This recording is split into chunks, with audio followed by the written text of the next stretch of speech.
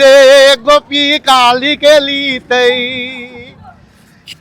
ગેલી થઈને અમારા રસ ભૂલી ગઈ, કાના ને મિશ્રી વાલી રે ગોપી કાન ભૂલી ગઈ।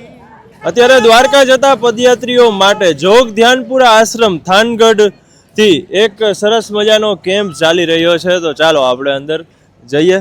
અને કેટલી બધી સુવિધાઓ આમ તમે જો, સૌથી પહેલા તો અહીંયા પાણીની વ્યવસ્થા છે, અહીંયા એમ્બ્યુલન્સની વ્યવસ્થા પણ આ લોકોએ અહીંયા રાખવામાં આવી છે, સાથે અહીંયા પ્રાથમિક ચિકિત્સા કેન્દ્ર, જેને કોઈને મેડિકલ દવાની જરૂરિયાત હોય, ચા પાણીની વ્યવસ્થા તો છે, સાથે અહીંયા ભોજનની પણ વ્યવસ્થા રાખવામાં આવી છે, અને અહીંયા બહાર શેરડીના રસની પણ વ્યવસ્થા રાખવામાં આવી છે। બધાને એટલો આગ્રહ કરીને શેરડીનો રસ પીવડાવવામાં આવે છે। અને અત્યારે આમ શરીરમાં કહેવાય ને કે જે પદયાત્રીઓ છે તે ચાલીને જતા હોય તો એના શરીરમાં પાણીની વધારે જરૂર પડે, પાણી તો એટલું પણ સાથે શેરડીના રસ પણ બધા લોકોને એટલો આગ્રહ કરીને પીરસવામાં આવે છે। એમ માડી થાક વાક નથી લાગતો? તમે આખો દિવસ રોટલી વળો છો તો થાક નથી લાગતો નહીં? કેટલો આખો દિવસ સેવામાં હોય ને તમે? તમારી ઉંમર શું થઈ?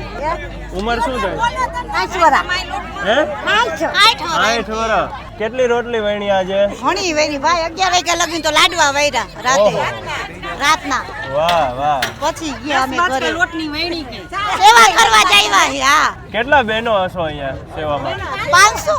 500 બેન? હા, વાહ, 4 બસુ છે। આ જો બધા બહેનો સેવામાં છે ને, જરાય થાક નથી લાગતો, કેવા ઉત્સાહથી રાતે જાગીને બધું કામ કરતા હોય છે। 11 વાગ્યા સુધી બેને લાડવા વણ્યા, અને અત્યારે તમે જુઓ ચાલુ રસોઈ છે, અને એટલા ધૂન ભજન કીર્તન બધા લાવો લેતા અને સરસ મજાની રોટલી, એટલે આ છે ને એ પ્રસાદ થઈ જાય, કારણ કે આપણે ભક્તિમય થઈ ગયા હોય આખું વાતાવરણ, ભગવાનને યાદ કરી, દ્વારકાધીશને યાદ કરી અને બધું જે જમવાનું છે એ બનાવતા, એટલે આખું પ્રસાદ થઈ ગયું હોય, અને એની મીઠાશ અલગ હોય।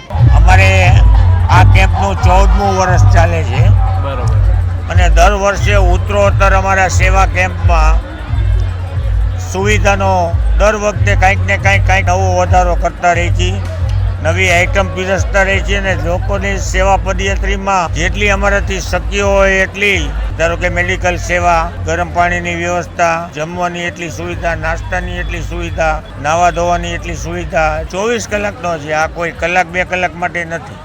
કેટલા લોકો સેવામાં? 700 જણા। 700 જણા સેવામાં? બરોબર છે। ઓલરેડી 4 બસો, 4 બસો કાયમી માટે રહે।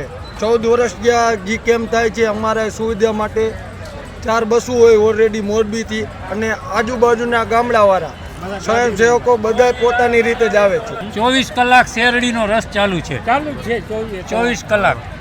સાઉથ ઇન્ડિયન પણ સાંજે 4 વાગ્યાથી કન્ટિન્યુ રાતના 11 વાગ્યા સુધી।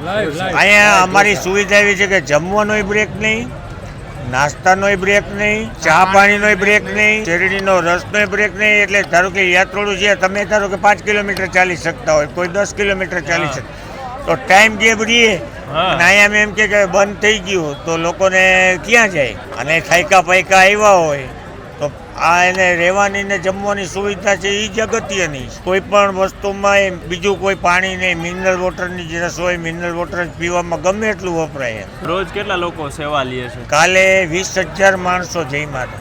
ઓહ, નાસ્તો અલગ, જમવામાં જ ખાલી, બાકી સતત રાત્રે ધારો કે અહીંયા સૂતા હોય એ પાછા સવારે 3 વાગે ઉઠીને હાલતા થઈ જાય તો એને એમને નહીં મોકલવાના, નાસ્તો કરીને જ મોકલવાના, ગરમ ગરમ લાઈવ નાસ્તો એમ।